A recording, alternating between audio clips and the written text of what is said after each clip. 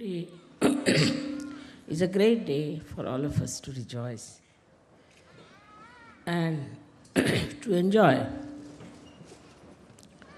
this resurrection of Christ. Throat.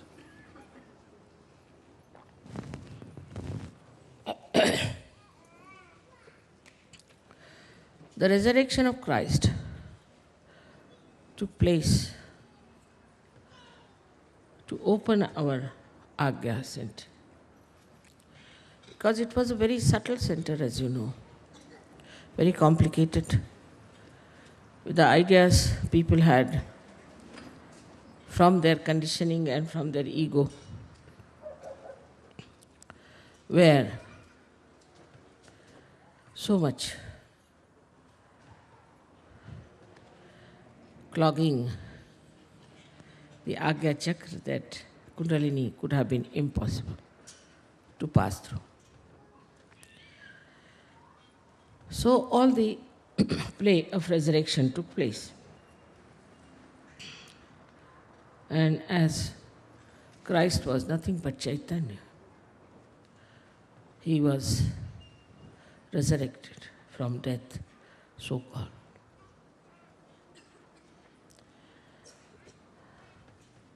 In this death of Christ, we have to also understand that we have achieved our resurrection. We have achieved our resurrection. Also, whatever was supposed to be the past has died, is finished now. So, this repentance that we have, the conditionings we have are dead. As you know, in Sahaja Yoga also we have really 12 types of Sahaja Yogis. And some of them are very weak. They are weak because they have too much ego. They cannot carry on with anyone. They shout at people. They disturb others. They think no end of themselves. They are always aggressive. They cannot be collective. They never show any love for each other. So this type of Sahaja Yogis are there, which are one by one are showing their colors. But some of them are learning and are understanding that this is something is wrong, should not be. So this is third type of Sahaja Yogis we have, who try to blame somebody else all the time, not themselves. Such people, when they start blaming others, can never improve. They should introspect. But introspection is missing very much in the Western countries, except in Russia. Let us face it ourselves. Do we introspect or not? Or we are that kind of people, Sahaja Yogis, who are not so much self-centered, but are self-opinionated and self-glorified. Do not want to find out what's wrong with them. And there are some Sahaja Yogis who still think that money is very important. Still think. It is not. In Sahaja Yoga, we get money whenever we want. This kind of attitude comes when you think that money is very important. Money is very important for such people who cannot see God beyond this, who cannot see subtler advantage of this money. They calculate every pie meticulously. They don't want that their hard-earned money should be wasted about their spirituality.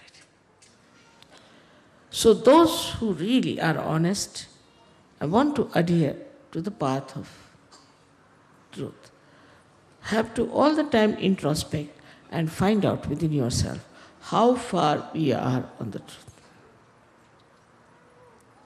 So now we have another kind of Sajogis also, who are more sort of, I should say, like enjoy festivals, you see, clubbing together. Because we have a feeling of belonging. We should belong to something. We should belong to this group or to that group or to that group. Either you go to Christianity or to the Jews or to the Islam and other to some politics. Say for in England, they'll ask you a question, what is your politics? I asked him, what is my politics? I couldn't understand this question. Everybody must have a brand of politics. I said, what do you mean by that? I said, are you a communist? No, no, I'm not. Are you a conservative? No, no. Are you a socialist? I'm not. Then what are you? I am a human being. They couldn't understand, I'm just a human being without any politics on my head. Some sort of a clannishness, not understanding that reality is full of varieties. There has to be variety. That is how it is aesthetics and Saundarya. If you do not have variety, how can you be a personality? How can be a person who is bound by these nonsensical outside ideas be a person who has a personality? If religion cannot give you a personality, it's better to do away with such a thing. It gives you an inner personality and also an outer personality. And this personality, when you start enjoying, then only one would say you are a Sajogi, where you are not told not to steal, not to hit someone, not to with anyone, not to be egoistical. Never said like that. But a personality that watches oneself. But normally people watch others, not themselves. This is also another problem of the West, that you watch others, never watch yourself. But all this goes on and on and on till we really become slaves of our own ideas about a personality, and we start projecting that personality through our ego and try to show that we are something very special. Just the opposite is Sahaja try to understand this very clearly. We are all a personality. We are all persons. We are all saints and are to be respected as saints.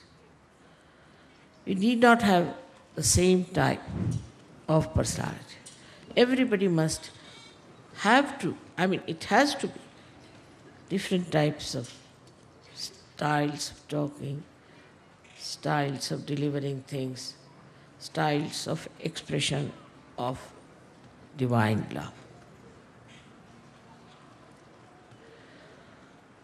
So we do not form a kind of a regimental people because we are free.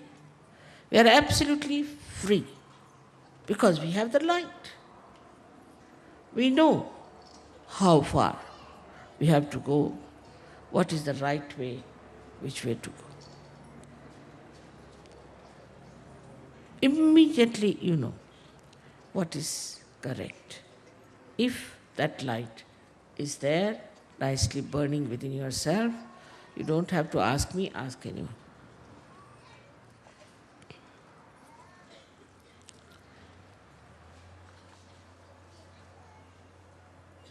When such people come up.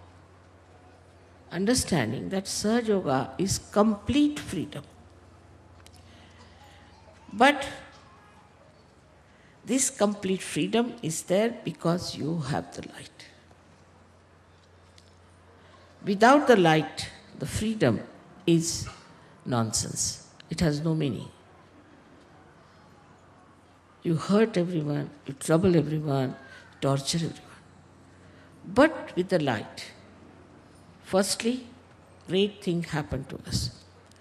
That the religions which are preached by these great prophets and incarnations just become part and parcel of ourselves. And then you realize all religions are really like a part of the ocean, and you no more identify yourself with any particular one, but you just jump in the ocean of religion, and you are, in a way, the real religious personality. I don't have to tell you about your morality. You just see, watch how you have dropped out. So many of these wrong things which you are doing. So then, we have people who have the light, and they worry about their own light, and they want that this light should be there all the time burning. And this light not only should enlighten them, but enlighten others, and they work for it.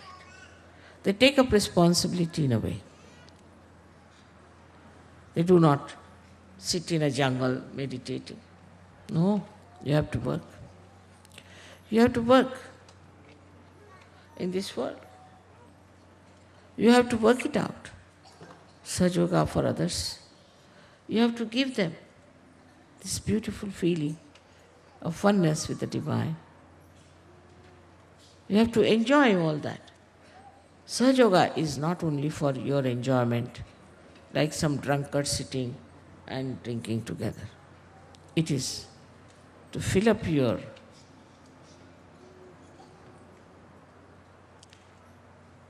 cups, to be given to others, to many others who are there. Their vision is very different. The vision is of that great universe, the great universe that has to be enlightened. We are part and parcel of that.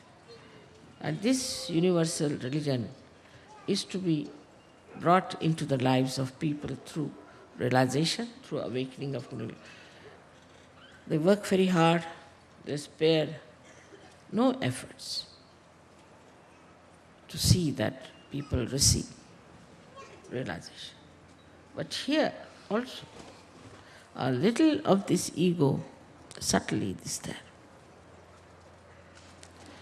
That I am doing this, I am doing that. And become very conscious of it.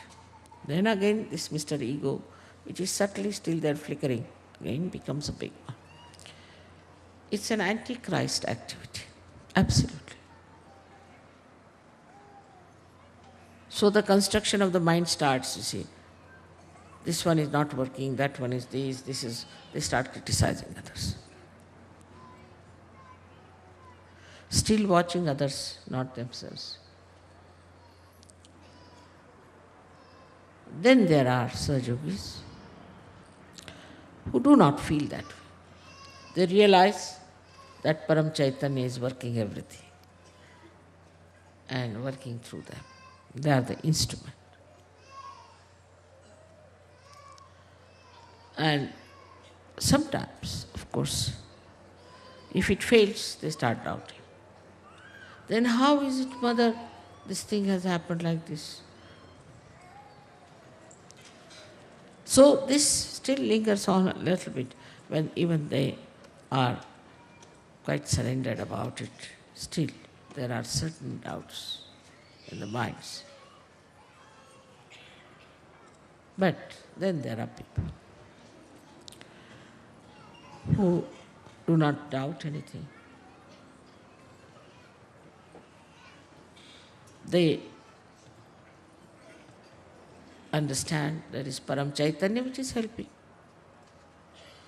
They know that behind all these miracles there is Param Chaitanya.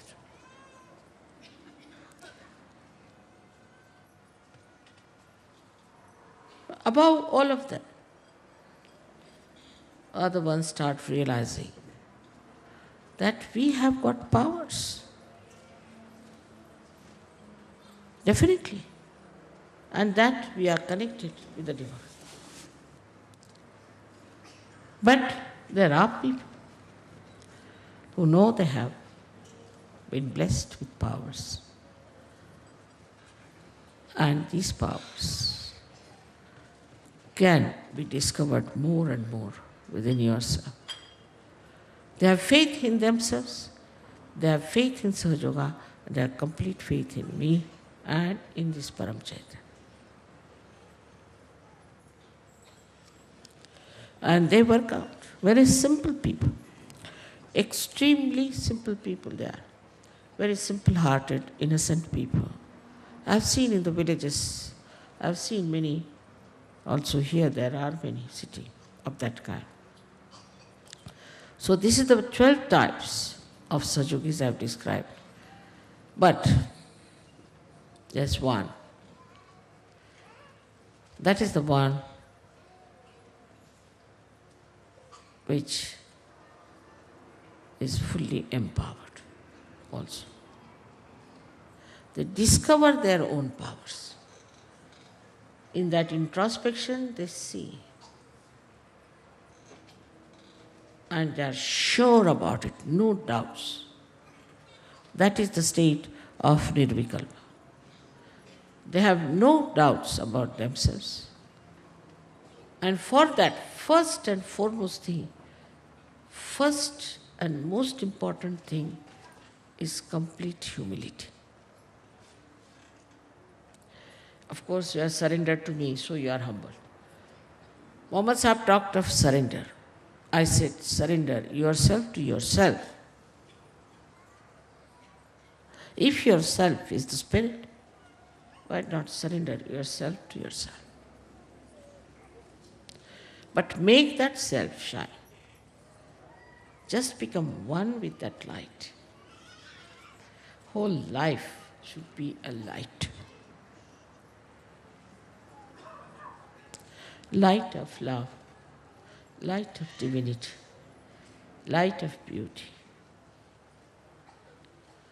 So you have to work out through introspection. You have got all these powers within yourself. So many powers you have. Of course, depending on mother, is nice thing. But now you grow, you have to grow.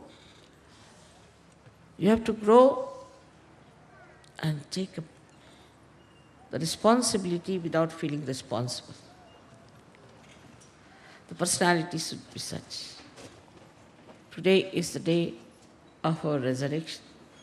We have to pass through these 12 stages to reach the higher state. And they call it the 14th stage is the highest, where you are just an instrument, absolutely insensitive about what you are, playing into the hands of Param Chaitanya.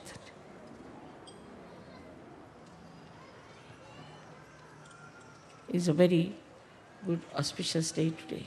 This is what Christ has done. He accepted his crucifixion because he had to play that role.